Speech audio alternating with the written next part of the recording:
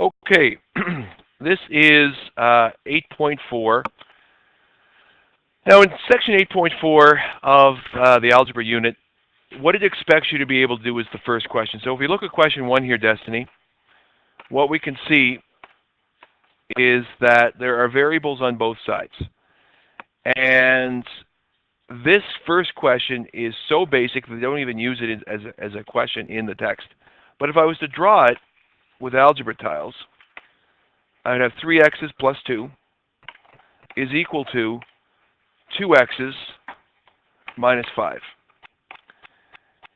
And what we're asked to really think about here is the fact that if you have 3 numbers and a positive 2 on one side, and 2 of those numbers and negative 5 on one side, then they're equal.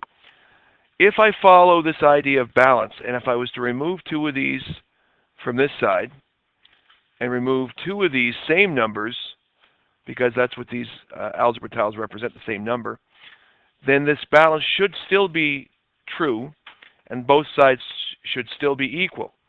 And if that's true, I've now created a manageable equation.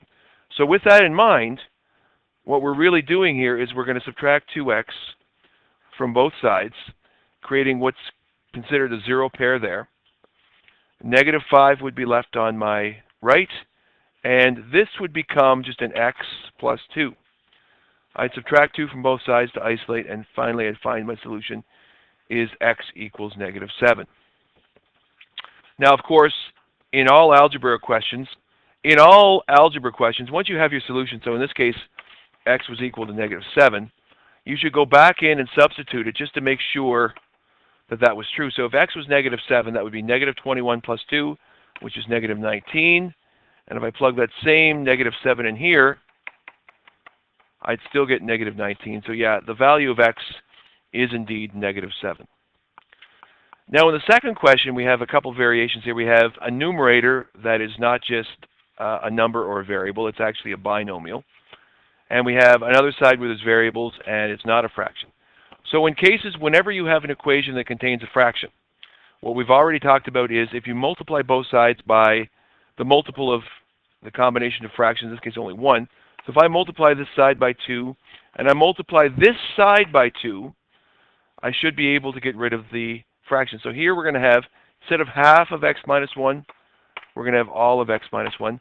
And because I'm multiplying the right-hand side by 2, and it's a binomial, I have to expand it using distributive property. So by multiplying that side by 2, I'm going to get 2x plus 6. And now we have a question that looks like the first one. I'm going to subtract x from both sides. That's a zero pair. Negative 1 equals x plus 6. I'm going to subtract, oh look at that, same answer. And x will equal negative 7. If you go back in and substitute, you'll see that both sides are the same. Again, you'll have the answer of negative 4. The third question is very similar to the first. I'm going to multiply both sides by 2. The only difference here, I'm going to multiply this side by 2 and I'm going to multiply this side by 2. The only difference with this is here I'm going to have 2 times 3x, which is 6x plus 2. I'm going to subtract 2x from both sides. Negative 1 equals 4x plus 2. And now I just get rid of my constant, which is 2, by subtracting 2. 4x equals negative 3. Divide both sides by your coefficient. And x will equal negative 3/4. Or if you want to change it back to a decimal, negative 0.75. And your last question, which is really the kind of the crux of what we're trying to do here, is if you have fractions in both sides, or you have multiple fractions in your equation. If you multiply both sides by a common multiple of the denominators, so if you needed to write it out, you could put 5 there, and you could put 15 here, and you could write all the multiples of 5. You can write all the multiples of 15.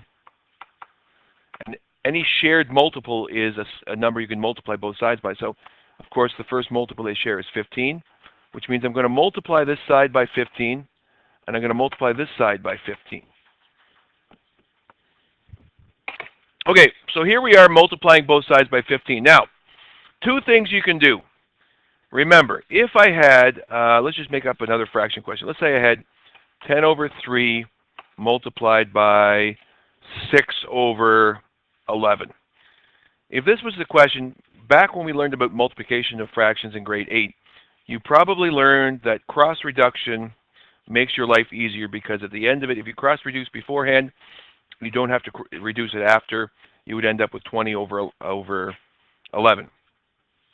The same idea of cross reduction holds true here. Because you're multiplying a fraction by 15, or really 15 over 1, you can cross reduce 15 over 1 by taking the 15 to the 5, and it makes 3 over 1. And the reason why that's important is because now instead of multiplying 15 over 1 by x plus 1 over 5, you're multiplying 3 over 1 by x plus 1 over 1, which means you're really multiplying 3 by x plus 1. The denominator of 1 times 1 isn't going to affect anything. On the other side, when you do this, you're actually going to cross reduce 15 over 15. It's going to become 1 over 1. It's going to be gone totally. And you're going to be left with 2x minus 3. Don't forget, and one of the biggest things is when you have this number here and you have a binomial, you have to use distributive property. You're going to get 3x plus 3 equals 2x minus 3. You're going to subtract 2x from both sides because you want to get rid of, on one side, you get negative 3 equals x plus 3. Subtract 3 from both sides, and x equals 6.